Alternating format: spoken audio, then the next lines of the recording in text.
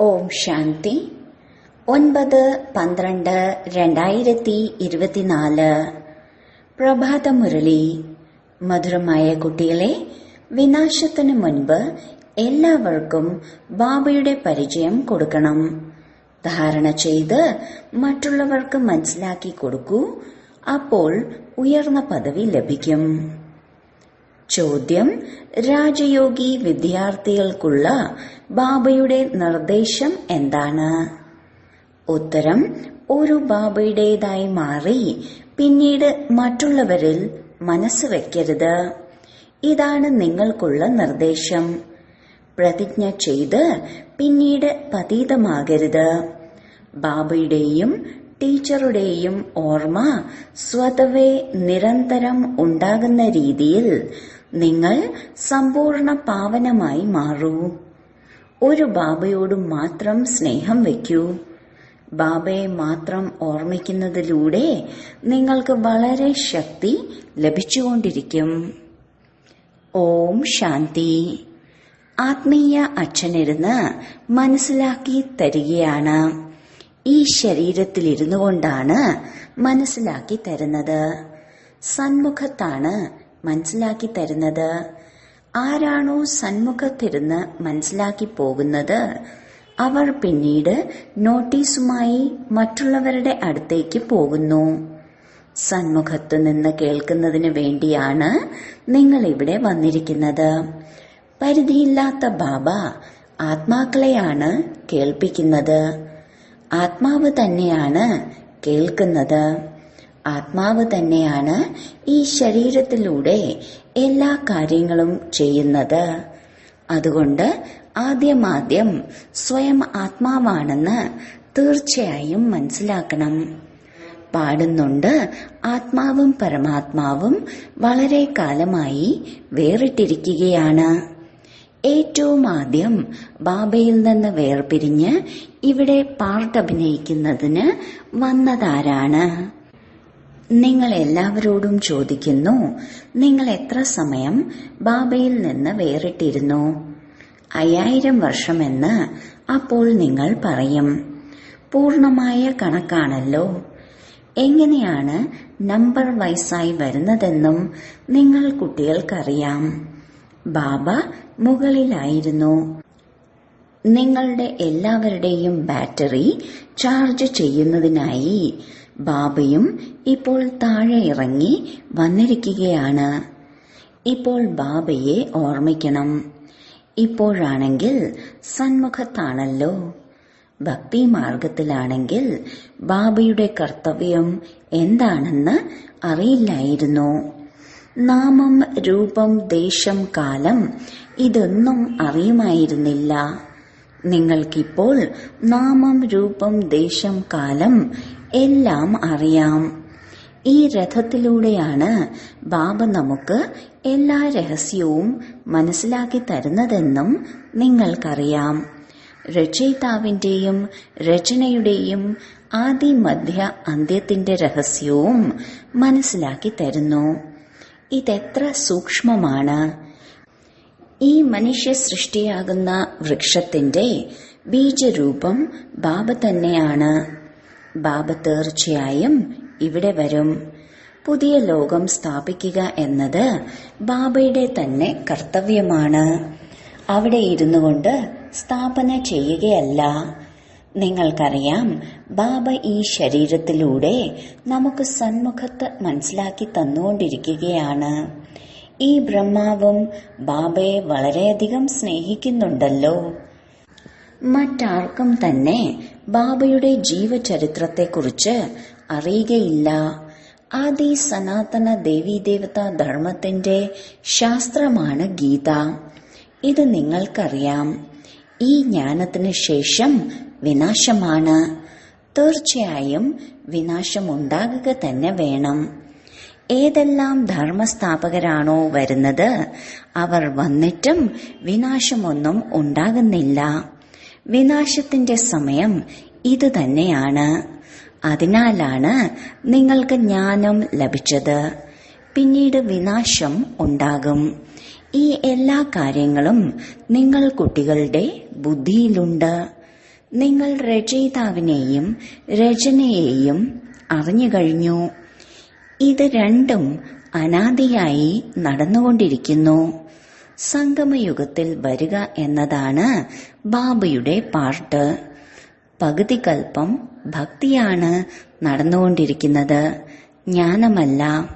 ജ്ഞാനത്തിന്റെ സമ്പത്ത് അരക്കൽപ്പത്തിലേക്ക് ലഭിക്കുന്നു.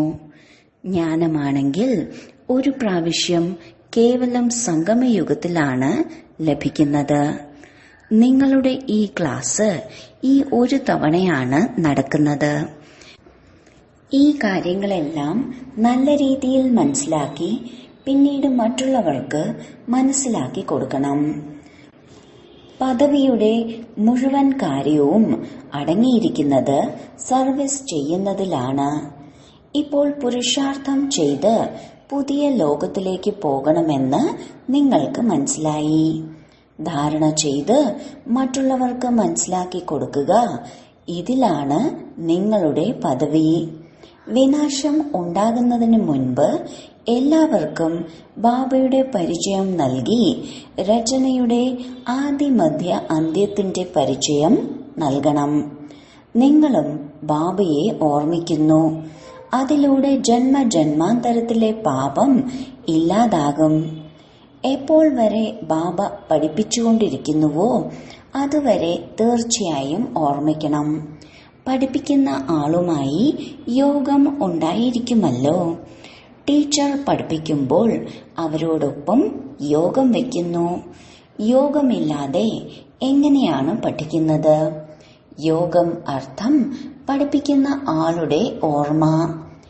ഈ ബാബ അച്ഛനുമാണ്, ടീച്ചറുമാണ്, സദ്ഗുരുവുമാണ്. 3 രൂപത്തിലും പൂർണ്ണമായി ഓർമ്മിക്കേണ്ടതുണ്ട്.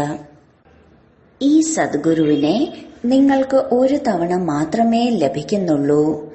ജ്ഞാനത്തിലൂടെ സദ്ഗതി ലഭിച്ചു കഴിഞ്ഞു. പിന്നെ ഗുരുവിന്റെ സമ്പ്രദായം അവസാനിക്കുന്നു. അച്ഛൻ ടീച്ചറിന്റെ സമ്പ്രദായം നടക്കുന്നു. ഗുരുവിന്റെ സമ്പ്രദായം അവസാനിക്കുന്നു. ജ്ഞാനത്തിലൂടെ സദ്ഗതി ലഭിച്ചുവല്ലോ. നിർവാണധാമത്തിലേക്ക് നിങ്ങൾ പ്രാക്ടിക്കലായി പോകുന്നുണ്ട്. പിന്നീട് തന്റെ സമയമനുസരിച്ച് പാർട്ട് അഭിനയിക്കുന്നതിനായി വരുന്നു. മുക്തിയും ജീവൻ മുക്തിയും രണ്ടും നിങ്ങൾക്ക് തന്നെ ലഭിക്കുന്നു. തീർച്ചയായും മുക്തി ലഭിക്കും. കുറച്ചു സമയത്തേക്ക് വീട്ടിൽ പോയി ഇരിക്കും. ഇവിടെ ശരീരത്തിലൂടെ പാർട്ട് അഭിനയിക്കേണ്ടതുണ്ട്. അവസാനം എല്ലാ പാർട്ട്ധാരികളും വരും. നാടകം പൂർത്തിയാകുമ്പോൾ എല്ലാ അഭിനേതാക്കളും സ്റ്റേജിലേക്ക് വരും. ഇപ്പോൾ തന്നെ എല്ലാ അഭിനേതാക്കളും സ്റ്റേജിൽ ഒരുമിച്ചിട്ടുണ്ട്. എത്ര വലിയ ഘോര യുദ്ധമാണ്! സത്യുഗത്തിന്റെ ആദിയിൽ ഇങ്ങനെ യുദ്ധമൊന്നും ഉണ്ടായിരുന്നില്ല. ഇന്ന് എത്ര അശാന്തിയാണുള്ളത്!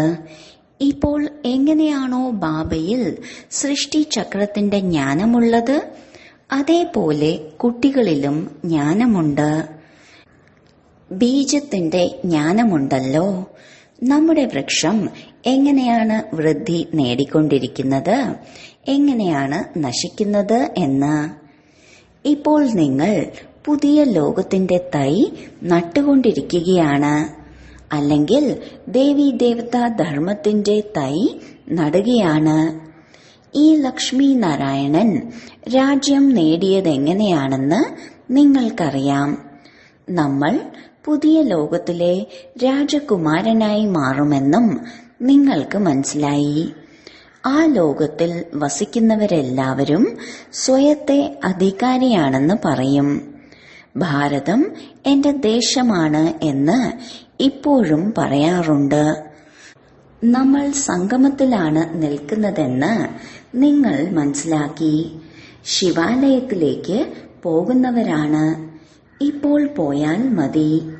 നമ്മൾ പോയി ശിവാലയത്തിന്റെ അധികാരിയായി മാറും. നിങ്ങളുടെ ഉയർന്ന ലക്ഷ്യം ഇത് തന്നെയാണ്. എങ്ങനെയാണോ രാജാവും റാണിയും, അതേപോലെയാണ് പ്രജകൾ. എല്ലാവരും ശിവാലയത്തിന്റെ അധികാരികളായി മാറുന്നു. പിന്നീട് രാജധാനിയിൽ വ്യത്യസ്തമായ പദവി തന്നെയായിരിക്കും ലഭിക്കുക.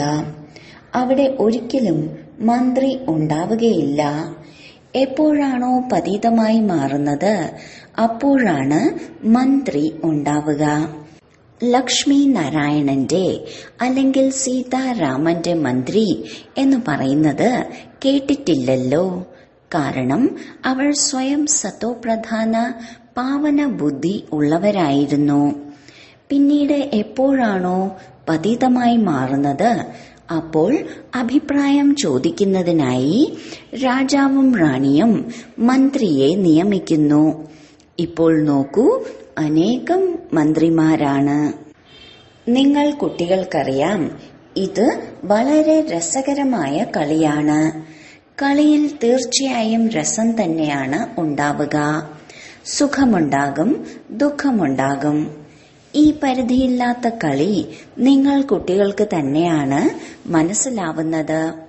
ഇവിടെ കരയേണ്ടതിന്റെയോ വഴക്കടിക്കേണ്ടതിന്റെയോ ആവശ്യം തന്നെയില്ല. കഴിഞ്ഞത് കഴിഞ്ഞു എന്ന് പാടാറുണ്ടല്ലോ. ഈ നാടകം ഉണ്ടായതും ഉണ്ടായിക്കൊണ്ടിരിക്കുന്നതുമാണ് എന്നത് നിങ്ങളുടെ ബുദ്ധിയിലുണ്ട്. നമ്മൾ ഇതിലെ അഭിനേതാക്കളാണ്. നമ്മുടെ 84 ജന്മത്തിലെ പാർട്ട് വളരെ കൃത്യവും അവിനാശിയുമാണ്. ആര് ഏത് ജന്മത്തിൽ എങ്ങനെയുള്ള പാർട്ടാണോ അഭിനയിച്ചു വന്നത് അത് തന്നെ ചെയ്തുകൊണ്ടിരിക്കും. ഇന്നേക്ക് 5000 വർഷം മുമ്പും നിങ്ങളോട് ഇത് തന്നെയാണ് പറഞ്ഞിരുന്നത്. സ്വയത്തെ ആത്മാവാണ് എന്ന് മനസ്സിലാക്കൂ. ഗീതയിലും ഈ വാക്കുണ്ട്. നിങ്ങൾക്കറിയാം, ആദി സനാതന ദേവി ദേവതാ ധർമ്മത്തിന്റെ സ്ഥാപന അതേപോലെ ഉണ്ടായിരുന്നു. അപ്പോൾ ബാബ പറഞ്ഞിട്ടുമുണ്ടായിരുന്നു, ദേഹത്തിന്റെ എല്ലാ ധർമ്മത്തെയും ഉപേക്ഷിച്ച് സ്വയത്തെ ആത്മാവാണെന്ന് മനസ്സിലാക്കൂ. ബാബയെ ഓർമ്മിക്കൂ. മന്മനാഭവയുടെ അർത്ഥം ബാബ വളരെ നല്ല രീതിയിൽ മനസ്സിലാക്കി തരുന്നു. ഹിന്ദി തന്നെയാണ് ഭാഷ. ഇവിടെ നോക്കൂ, എത്രയധികം ഭാഷകളാണ് ഉള്ളത്. ഭാഷകളുടെ പേരിൽ തന്നെ എത്ര യുദ്ധമാണ് നടക്കുന്നത്. ഭാഷയില്ലാതൊരിക്കലും കാര്യം നടക്കുകയില്ല. ഇങ്ങനെയുള്ള ഭാഷകളെല്ലാം പഠിച്ചു വരികയാണെങ്കിൽ മാതൃഭാഷ ഇല്ലാതാകും. ആരാണോ കൂടുതൽ ഭാഷകൾ പഠിക്കുന്നത് അവർക്ക് സമ്മാനം ലഭിക്കുന്നു. എത്ര ധർമ്മങ്ങളുണ്ടോ അത്രയും ഭാഷകളുണ്ട്. അവിടെയാണെങ്കിൽ തന്റെ രാജധാനി മാത്രമേ ഉണ്ടാവൂ എന്ന് നിങ്ങൾക്കറിയാം. ഭാഷയും ഒന്നേ ഉള്ളൂ. ഇവിടെയാണെങ്കിൽ 100 മൈലിന് ഒരു ഭാഷയാണ്. അവിടെ ഒരു ഭാഷ മാത്രമേ ഉണ്ടായിരിക്കുകയുള്ളൂ. ഈ എല്ലാ കാര്യങ്ങളും ബാബയിരുന്ന് മനസ്സിലാക്കി തരുമ്പോൾ ആ ബാബയെ മാത്രം ഓർമ്മിച്ചുകൊണ്ടിരിക്കൂ. ശിവബാബ ബ്രഹ്മാവിലൂടെ മനസ്സിലാക്കി തരികയാണ്. തീർച്ചയായും രഥം വേണമല്ലോ. ശിവബാബ നമ്മുടെ അച്ഛനാണ്. ബാബ പറയുന്നു, എനിക്കാണെങ്കിൽ പരിധിയില്ലാത്ത കുട്ടികളാണ്. ബാബ ഇദ്ദേഹത്തിലൂടെ പഠിപ്പിക്കുകയാണല്ലോ. ടീച്ചറെ ഒരിക്കലും കെട്ടിപ്പിടിക്കാറില്ല. ബാബ നിങ്ങളെ പഠിപ്പിക്കുന്നതിന് വേണ്ടി വന്നിരിക്കുകയാണ്. രാജയോഗം പഠിപ്പിക്കണമെങ്കിൽ ടീച്ചർ വേണമല്ലോ. നിങ്ങൾ വിദ്യാർത്ഥികളാണ്. വിദ്യാർത്ഥി എപ്പോഴെങ്കിലും ടീച്ചറെ ആലിംഗനം ചെയ്യുമോ? ഒരു ബാബയുടേതായി മാറിയ ശേഷം വേറെ ആരിലും മനസ്സ് വെക്കരുത്. ബാബ പറയുന്നു, ഞാൻ നിങ്ങളെ രാജയോഗം പഠിപ്പിക്കുന്നതിന് വേണ്ടി വന്നിരിക്കുകയാണല്ലോ. നിങ്ങൾ ശരീരധാരിയാണ്, ഞാൻ അശരീരിയാണ്, മുകളിൽ വസിക്കുന്ന ആളാണ്. പറയുന്നുണ്ട്, ബാബ പാവനമാക്കുന്നതിനായി വരൂ. കാരണം നിങ്ങൾ പതീതമാണല്ലോ. പിന്നെ എനിക്ക് എങ്ങനെ നിങ്ങളെ ആലിംഗനം ചെയ്യാൻ സാധിക്കും? പ്രതിജ്ഞ ചെയ്ത് പിന്നീട് പതീതമായി മാറുന്നു. എപ്പോഴാണോ പാവനമായി മാറുന്നത് അപ്പോൾ ഓർമ്മിച്ചുകൊണ്ടിരിക്കും. ടീച്ചറെയും ഗുരുവിനെയും ഓർമ്മിച്ചുകൊണ്ടിരിക്കും. ഇപ്പോഴാണെങ്കിൽ മോശമായി മാറി വീണുപോയിരിക്കുന്നു. വീണ്ടും 100 മടങ്ങ് ശിക്ഷ അനുഭവിക്കേണ്ടതായി വരുന്നു. ഇദ്ദേഹത്തെ ആണെങ്കിൽ ഇടയ്ക്ക് ദല്ലാളിന്റെ രൂപത്തിൽ ലഭിച്ചിരിക്കുകയാണ്. എന്നാലും ആ ബാബയെ ഓർമ്മിക്കണം. ബാബ പറയുന്നു, ഞാനും ബാബയുടെ പ്രിയപ്പെട്ട കുട്ടിയാണ്. എനിക്കെങ്ങനെ ആലിംഗനം ചെയ്യാൻ സാധിക്കും? നിങ്ങൾ ഈ ശരീരത്തിലൂടെയെങ്കിലും കാണുന്നുണ്ടല്ലോ. ബാബ പറയുന്നു, കുട്ടികളെ, നിങ്ങൾ ഒരു ബാബയെ മാത്രം ഓർമ്മിക്കൂ, സ്നേഹിക്കൂ. ഓർമ്മയിലൂടെ വളരെയധികം ശക്തി ലഭിക്കുന്നു. ബാബ സർവശക്തിവാനാണ്. ബാബയിൽ നിന്ന് തന്നെയാണ് നിങ്ങൾക്ക് ഇത്രയും ശക്തി ലഭിക്കുന്നത്. നിങ്ങൾ വളരെ ബലവാനായി മാറുന്നു. നിങ്ങളുടെ രാജധാനിയുടെ മേൽ ആർക്കും വിജയിക്കാൻ സാധ്യമല്ല. രാവണ രാജ്യം തന്നെ ഇല്ലാതാകും. ദുഃഖം നൽകുന്ന ആരും തന്നെ ഉണ്ടായിരിക്കുകയില്ല. അതിനെ സുഖധാമം എന്ന് പറയുന്നു. മുഴുവൻ വിശ്വത്തിലും എല്ലാവർക്കും ദുഃഖം നൽകുന്നത് രാവണനാണ്. മൃഗങ്ങളും ദുഃഖിതരായിരിക്കും.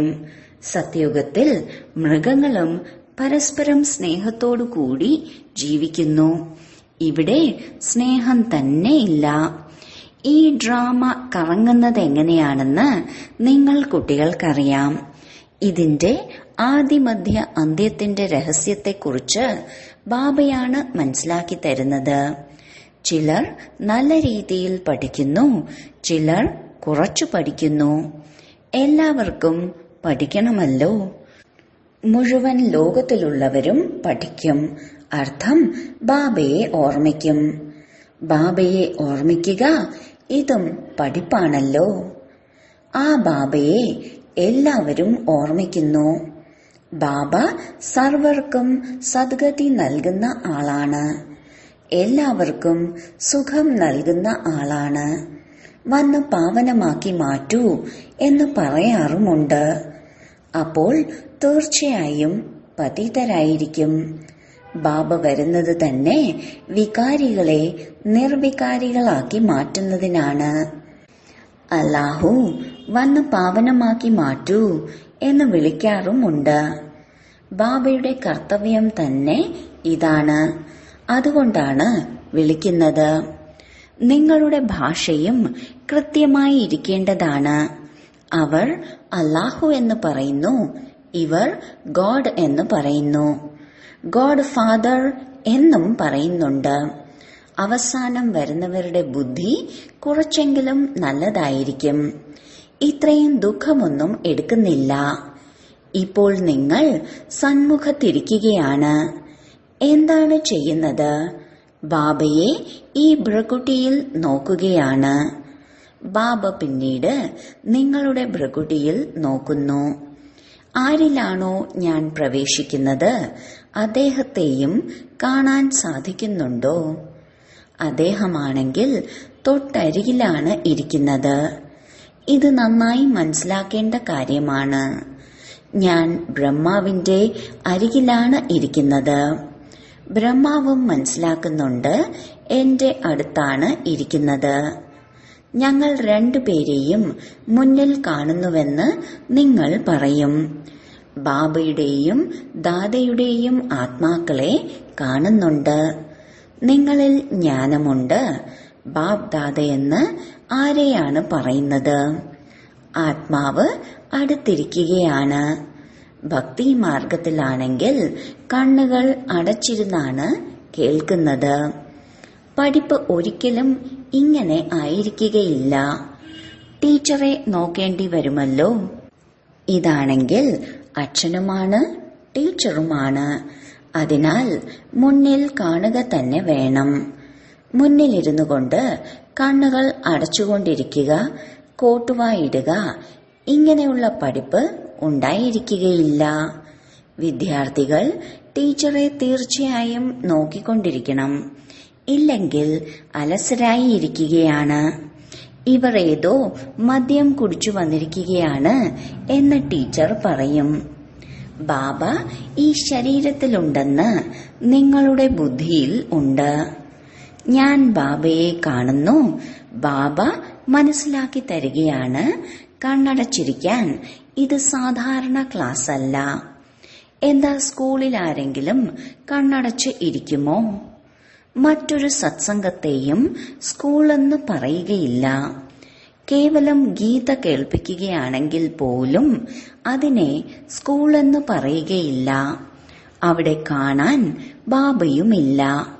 ചില ശിവഭക്തർ ഉണ്ടാകും. അവർ ശിവനെ ഓർമ്മിക്കുന്നു.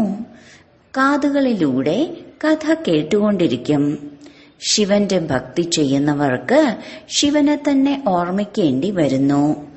ഏതൊരു സത്സംഗത്തിലും ചോദ്യം ഉത്തരം മുതലായവ ഉണ്ടായിരിക്കുകയില്ല. ഇവിടെ ഉണ്ട്. ഇവിടെ നിങ്ങൾക്ക് ധാരാളം സമ്പാദ്യമുണ്ട്. സമ്പാദ്യത്തിൽ ഒരിക്കലും കോട്ടുവ വരിക സാധ്യമല്ല. പണം ലാഭിക്കുമ്പോൾ സന്തോഷമുണ്ടാകുമല്ലോ. കോട്ടുവ ദുഃഖത്തിന്റെ അടയാളമാണ്. രോഗം വരുമ്പോഴോ അല്ലെങ്കിൽ സത്യനാശം സംഭവിക്കുമ്പോഴോ ആണ് കോട്ടുവ വരുന്നത്. പൈസ ലഭിച്ചുകൊണ്ടിരിക്കുകയാണെങ്കിൽ ഒരിക്കലും കോട്ടുവ വരികയില്ല. ബാബ വ്യാപാരിയുമാണ്. രാത്രിയിൽ കപ്പൽ വരികയാണെങ്കിൽ രാത്രിയിൽ ഉണർന്നിരിക്കും. ഏതെങ്കിലും ബീഗം അല്ലെങ്കിൽ രാജ്ഞി രാത്രിയിൽ വരികയാണെങ്കിൽ കേവലം സ്ത്രീകൾക്ക് വേണ്ടിയാണ് വ്യാപാരം തുറന്നിരിക്കുക. ബാബയും പറയുകയാണ്, പ്രദർശിനി മുതലായവ സ്ത്രീകൾക്ക് വേണ്ടി പകൽ പ്രത്യേകം വെക്കുകയാണെങ്കിൽ അനേകം പേർ വരും. പർദ്ദ അണിഞ്ഞവരും വരും. മരുമക്കൾ പർദ്ദ ധരിച്ചായിരിക്കും ഇരിക്കുക. കാറിലും കർട്ടൻ ഉണ്ടായിരിക്കും. ഇവിടെയാണെങ്കിൽ ആത്മാവിന്റെ കാര്യമാണ്. ജ്ഞാനം ലഭിക്കുമ്പോൾ മൂടുപടം തുറക്കപ്പെടും. സത്യയുഗത്തിൽ പർദ്ദ മുതലായവയൊന്നും ഉണ്ടായിരിക്കുകയില്ല. ഇത് പ്രവൃത്തി മാർഗത്തിലെ ജ്ഞാനമാണല്ലോ. ശരി, വളരെ കാലത്തെ വേർപാടിന് ശേഷം തിരിച്ചു കിട്ടിയ മധുരമധുരമായ കുട്ടികൾക്ക് മാതാവും പിതാവുമായ ബാബ്ദാദയുടെ സ്നേഹസ്മരണയും പുലർക്കാല വന്ദനവും. ആത്മീയ അച്ഛന്റെ ആത്മീയ കുട്ടികൾക്ക് നമസ്കാരം. ധാരണയ്ക്കുള്ള മുഖ്യസാരം. 1. ഈ കളി വളരെ രസകരമായി ഉണ്ടാക്കിയിട്ടുള്ളതാണ്. ഇതിൽ സുഖദുഃഖത്തിന്റെ പാർട്ട് അടങ്ങിയിട്ടുണ്ട്. അതുകൊണ്ട് കരയേണ്ട കാര്യമില്ല. ഉണ്ടായതും ഉണ്ടാക്കപ്പെട്ടതും ഉണ്ടായിക്കൊണ്ടിരിക്കുന്നതുമാണെന്ന് ബുദ്ധിയിൽ ഉണ്ടായിരിക്കണം. കഴിഞ്ഞതിനെക്കുറിച്ച് ചിന്തിക്കരുത്. 2. ഇത് സാധാരണ ക്ലാസ് അല്ല. ഇവിടെ കണ്ണുകൾ അടച്ച് ഇരിക്കരുത്. ടീച്ചറെ മുന്നിൽ കാണണം. കോട്ടുവായി ഇടരുത്. കോട്ടുവായി ദുഃഖത്തിന്റെ അടയാളമാണ്. വരദാനം: സന്തുഷ്ടതയുടെ 3 സർട്ടിഫിക്കറ്റുകളെയും പ്രാപ്തമാക്കി തന്റെ യോഗി ജീവിതത്തിന്റെ പ്രഭാവം പ്രകടമാക്കുന്ന സഹജ യോഗിയായി ഭവിക്കട്ടെ. സന്തുഷ്ടത യോഗി ജീവിതത്തിന്റെ പ്രധാന ലക്ഷ്യമാണ്. ആരാണോ സദാ സന്തുഷ്ടരായി ഇരിക്കുകയും മറ്റുള്ളവരെ കൂടെ സന്തുഷ്ടരാക്കുകയും ചെയ്യുന്നത്, അവരുടെ യോഗി ജീവിതത്തിന്റെ പ്രഭാവം മറ്റുള്ളവരിലേക്കും താനെ എത്തിച്ചേരുന്നു.